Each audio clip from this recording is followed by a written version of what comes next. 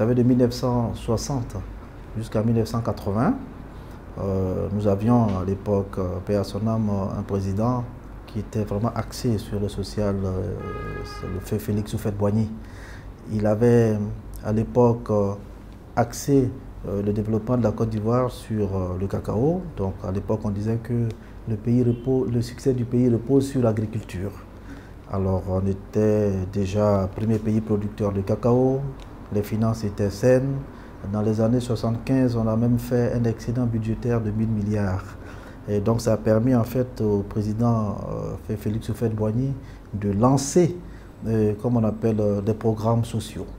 Et il a mis en place des structures d'État telles que la SICOGI, la SOGEFIA. Il y a eu près de 30 000, 40 000 logements qui ont été faits dans des quartiers ici. Quand vous promenez, vous le voyez. Ça a permis à beaucoup d'Ivoiriens d'avoir quand même des logements.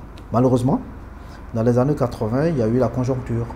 La conjoncture qui a entraîné en fait des programmes d'ajustement structurel. Donc, il y a eu évidemment la Banque mondiale, le FMI, les institutions du Bretton Woods pour demander à l'État, ils sont intervenus demander à l'État pour que l'État se désengage plus ou moins des sociétés d'État, que le secteur privé prenne le relais, notamment dans plein de domaines, le cacao, le café, et principalement évidemment dans le domaine que nous exerçons, l'immobilier. Donc, il fallait maintenant trouver une solution pour pouvoir loger les Ivoiriens. Ce n'était pas facile. Donc ça a créé une crise, évidemment, dans le domaine de l'immobilier. Il y a eu, évidemment, des problèmes. Alors, nous nous sommes dit qu'il était quand même mieux d'assainir, en fait, cette profession-là en mettant en place des structures solides et en travaillant, en fait, sur différentes réformes.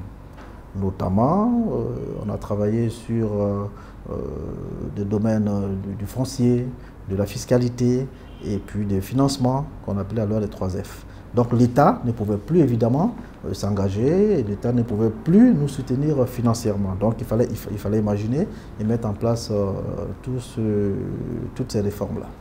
Alors l'État ne s'est pas pour autant désengagé, l'État nous a aidés de façon institutionnelle en créant des cadres institutionnels, c'est-à-dire mettre en place un ministère des logements, qui est devenu après ministère de la construction, des logements, de l'assainissement et de l'urbanisme, pour pouvoir simplement permettre un cadre institutionnel bien étudié et précis des réformes.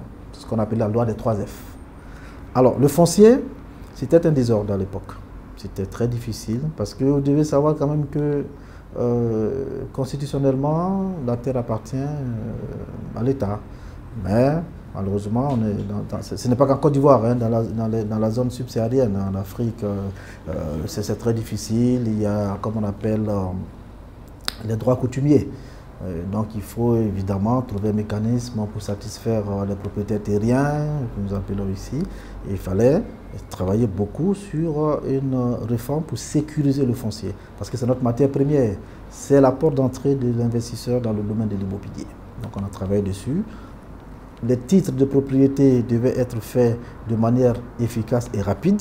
C'est d'ailleurs pour ça que il fallait dématérialiser et trouver quand même un délai très court au niveau de l'administration pour avoir les titres fonciers qu'on appelle aujourd'hui les ACD. Les ACD, ce sont les arrêtés de concession définitive. Le ministère a fait des efforts évidemment dans ce sens-là et pour nous permettre en fait de sécuriser le foncier, ce qui permet en fait d'hypothéquer, d'avoir des garanties hypothécaires, ainsi de suite. Mais le gros problème, c'est le financement. C'est pour ça d'ailleurs que nous nous tournons vers des investisseurs étrangers pour pouvoir investir dans le domaine. Et bien avant ça, il fallait assainir quand même la profession du point de vue surtout de foncier.